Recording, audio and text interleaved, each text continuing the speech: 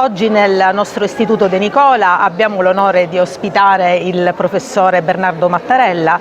che ha tenuto una lezione sulla separazione dei poteri. È un'occasione importante per i ragazzi, perché hanno la possibilità di avvicinarsi a delle tematiche che spesso sono distanti da loro, però che sono molto attuali e importanti, perché i veri protagonisti del futuro e della democrazia del nostro Paese sono proprio i nostri ragazzi.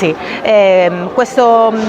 intervento del professore è in continuità con quello che già abbiamo avviato l'anno scorso con l'Università Cattolica, che col programma PESES porta queste grandi personalità nelle scuole. Abbiamo iniziato col professore Cottarelli, abbiamo proseguito col professore Mattarella, speriamo di continuare questa collaborazione. Questa iniziativa di oggi fa parte, come diceva la dirigente, del programma PESES dell'Università Cattolica, che è stato fondato da Carlo Cottarelli, che ha avuto questa bella idea di accoppiare un po' persone che hanno una qualche esperienza o qualche competenza da raccontare e scuole su tutto il territorio nazionale. E quando Cottarelli mi ha chiesto di partecipare a questo programma l'ho fatto con molto piacere, perché ritengo che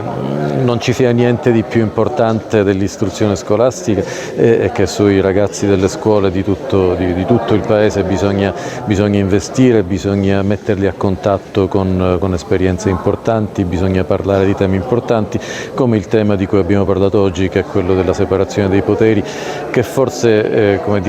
apparentemente è un po' lontano dalla vita quotidiana dei ragazzi, ma poi di fatto è qualcosa di necessario, senza il quale il nostro ordinamento giuridico, la nostra comunità politica non può funzionare, e quindi senza il quale i nostri diritti non sono garantiti. Spero di avere trasmesso ai ragazzi questo tema, soprattutto l'esigenza della ripartizione dei poteri, del rispetto delle competenze, del rispetto fra le diverse autorità pubbliche.